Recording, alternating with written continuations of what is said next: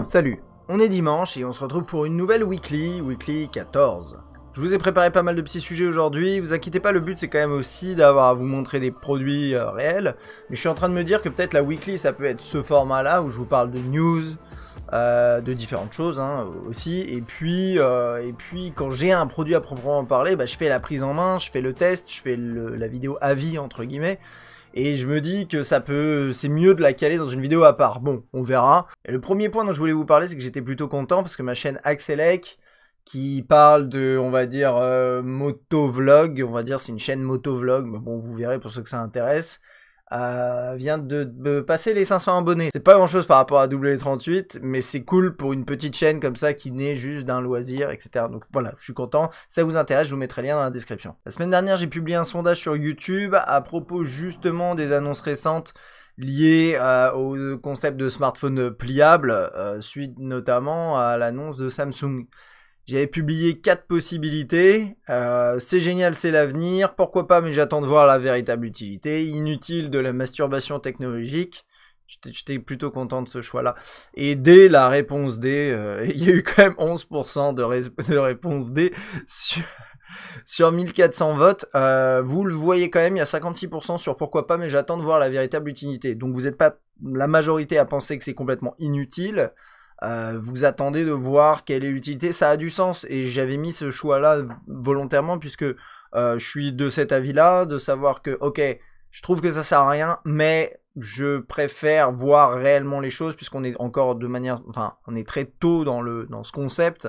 Tant qu'on n'a pas les produits en main, c'est difficile de juger, mais je voulais un peu voir quel était votre sentiment, et c'est plutôt intéressant. Donc merci à toutes les personnes qui ont voté, et puis j'essaierai de vous en remettre un pour la semaine prochaine. Alors pour commencer, une petite actu que j'ai trouvée sur The Verge, qui dit que concrètement, le mois dernier, donc octobre, Google, donc sur YouTube, a commencé à déployer la possibilité de regarder des films gratuitement en ayant des pubs en fait qui sont diffusées. C'est quelque chose qui normalement s'affiche dans cette section-là, donc en fait si vous allez sur youtube.com/feed/movies, vous vous retrouvez sur cette page avec 70 millions d'abonnés apparemment. Je me demande si c'est pas un peu biaisé ces chiffres, c'est bizarre. Et dans les catégories ici, en France, aujourd'hui, on a animation, action, etc. Et apparemment, aux États-Unis, du moins, vous auriez une catégorie aussi visionnage gratos. Parce que ça, si vous voulez, ça c'est les films payants qui sont issus du Play Store, enfin du choix que vous avez sur le Play Store, tout est lié finalement.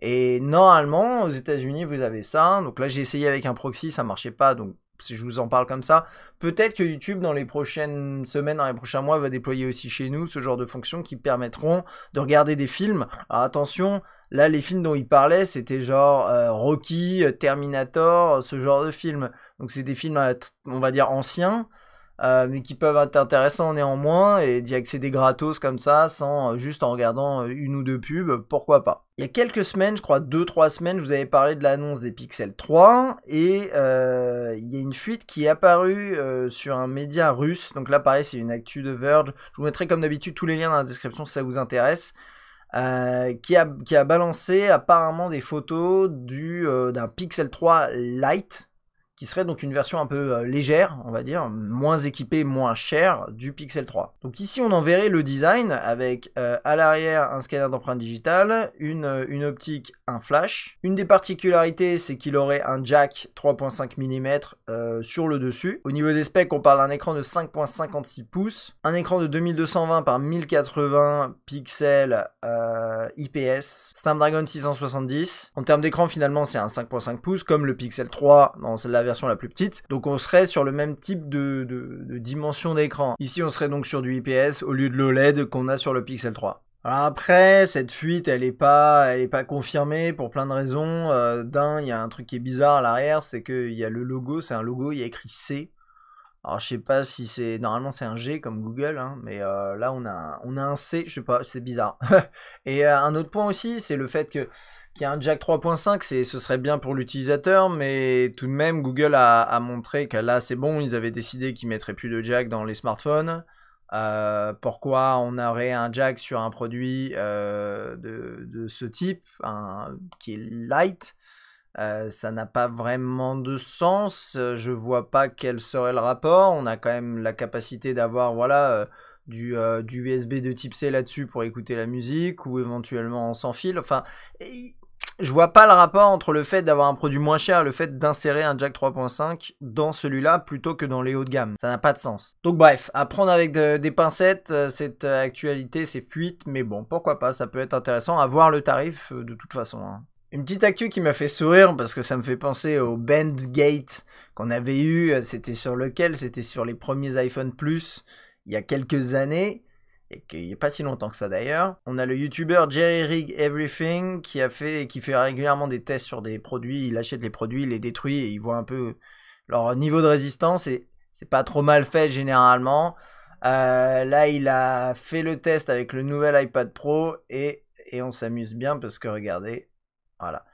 Et il a, alors le gars a l'air costaud quand on regarde les photos. Il a l'air d'avoir un peu de poigne, mais très franchement, il le tord en vraiment rien, on a l'impression, c'est un truc de ouf, et ça me fait penser vraiment au Bandgate avec les iPhone Plus, je sais plus lesquels c'était les 6 Plus, je sais plus, on s'en fout maintenant, mais je me dis, voilà, est-ce qu'on ne se retrouve pas à nouveau dans cette problématique où Apple veut faire du très très fin, aluminium, tout ça, fait des beaux produits, mais derrière, en plus sur une tablette c'est chaud, mais est-ce que la finesse va pas au détriment de la solidité? Bien sûr que si, dans la plupart des cas, et là en l'occurrence, on se retrouve là-dessus. Bon, après dans sa vidéo, il montre plein de choses, comme d'habitude, il fait plein de tests, voilà, il pète le stylet. il me fait marrer, et je trouve ça très drôle, il pète le stylet, il fait plein de différents trucs, il raye les côtés avec un cutter, il dessine... c'est quoi, il dessine Spider-Man à l'arrière, voilà, pour montrer que bah, ça se raye facilement. Alors à la limite, c'est du métal contre de l'aluminium, bien sûr que c'est...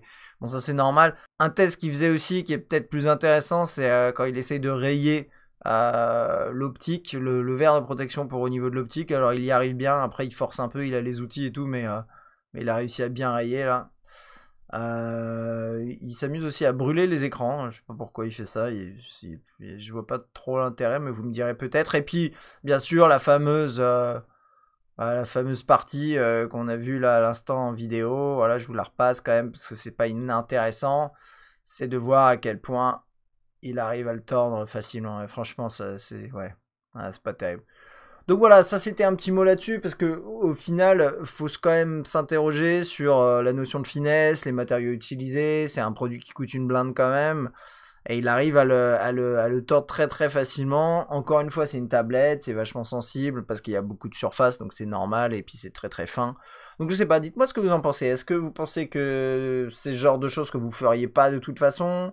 Mais est-ce que ça signifie pas que, voilà, vous avez une tablette dans un sac, et votre sac, je sais pas, il tombe, votre sac, vous asseyez dessus sans faire exprès, vous allez sortir la tablette, elle va être légèrement tordue, est-ce que ça veut pas dire ça aussi? Enfin bon, voilà. N'hésitez pas à me dire dans les commentaires ce que vous en pensez. Tiens, cette fois on revient en France, en tout cas au niveau des médias, là je suis chez Frandroid, vous avez vu le logo, et qui relayait justement une petite fuite par rapport au Honor 10 Lite, on reste sur les Lite, les Lite Lite, dans cette vidéo. C'est chez TENA que c'est apparu en Chine, c'est l'organisme de régulation des télécoms qui passe pour valider tous les produits, et comme d'habitude ça fait des années, depuis que j'ai lancé Test Mobile, on relaie des fuites liées à ces organismes-là, donc c'est assez drôle.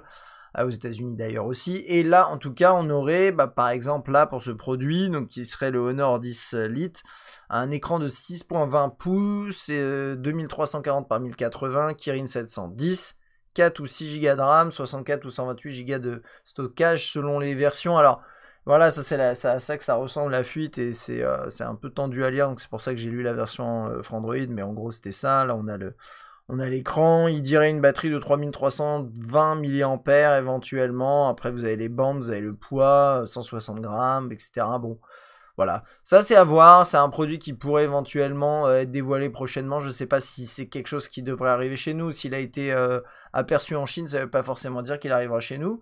Mais pourquoi pas? Remarquez, ça peut être intéressant. Et pour finir, quelque chose dont je voulais quand même vous parler, parce qu'il y a un vrai débat à ouvrir là-dessus. Alors, c'est un débat qui est large, mais je vais juste vous donner mon sentiment et je vais vous expliquer pourquoi je vous parle de ça. En gros, il y a Apple la semaine dernière qui a inauguré son Apple Store géant sur les Champs-Élysées. Donc c'est un truc magnifique, énorme, Là, j'ai des photos, c'est MacG qui les a prises lors de l'inauguration, donc je vous mettrai le lien dans la description si vous voulez aller les regarder. Je vais pas trop m'attarder là-dessus, hein, parce que je vais juste vous montrer 2-3 photos qu'ils ont prises. En gros, voilà, vous avez un bâtiment. Moi, j'ai un collègue de boulot qui allait à l'inauguration qui m'a raconté, il était bluffé, etc. Bien entendu, c'est du Apple. Donc voilà, en fait, ils ont pris un immeuble avec une cour intérieure qui a été couverte et dans laquelle il y a plein de trucs pour faire des présentations, ça ressemble à... Enfin, c'est un truc de malade. Bref, c'est un immeuble parisien sur les champs. À l'intérieur, ça a l'air incroyable. Donc, je vous laisserai regarder l'article si vous cliquez dans la description. Et ce que je me suis... Bon, la réflexion que je me faisais, c'était de dire tout simplement que comment ils font pour rentabiliser quelque chose comme ça. Et ça, c'est la première chose. Je le vois d'un point de vue business. Et la réponse, elle est simple, c'est qu'ils rentabilisent pas quelque chose comme ça. Il y a eu des travaux incroyables qui ont été faits. C'est des charges qui sont absolument monstrueuses. C'est sur les champs. Et pour moi, ça, c'est avant tout une vitrine. C'est la vitrine Apple sur les Champs-Élysées. Il n'y a rien de mieux par rapport au tourisme, etc. Donc voilà, à mon avis, ils vont vendre des choses, bien entendu, il y a un service, ils vont faire du business, j'en suis persuadé, mais c'est juste que, à mon avis, ils n'arriveront jamais à rentabiliser le coût initial. Mais c'est pas très grave, parce qu'ils font, c'est du paraître, et c'est vraiment de la vitrine, donc à mon avis, par rapport à ça, ça fera le taf, il n'y a aucun problème. Maintenant, ce qui était intéressant aussi, c'est les interventions de, c'était qui ça? Attaque, qui sont venus contester la politique fiscale d'Apple. Donc en fait, ils sont venus se plaindre parce qu'Apple paye pas bien ses impôts en France. C'est comme Google, c'est tous les GAFA finalement, ils font de la merde en France par rapport aux impôts. Donc j'ai trouvé ça cool, c'est sympa de voir ça. Ils ont l'air de le faire de manière assez sympathique. Enfin pas trop agressif, propre, donc ça c'est très bien et je pense qu'il faut vraiment qu'il y ait ce genre de personnes qui fassent ça parce que ces entreprises elles font n'importe quoi et personne dit rien entre guillemets. C'est pas tout à fait vrai, elles sont fait sanctionner à quelques millions d'euros d'impôts. Qu'est-ce que c'est pour une entreprise comme Apple?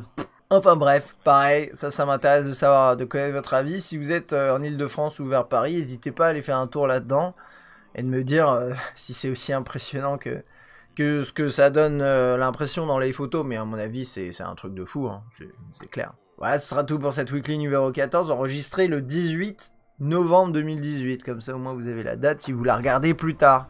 J'espère qu'elle vous aura plu, n'hésitez pas à laisser des petits commentaires, je vous mettrai un petit sondage je pense la semaine prochaine sur un sujet, je sais pas trop quoi, on verra. N'hésitez pas à y répondre, c'est toujours très sympa, puis moi je vous dis à très bientôt. Ciao!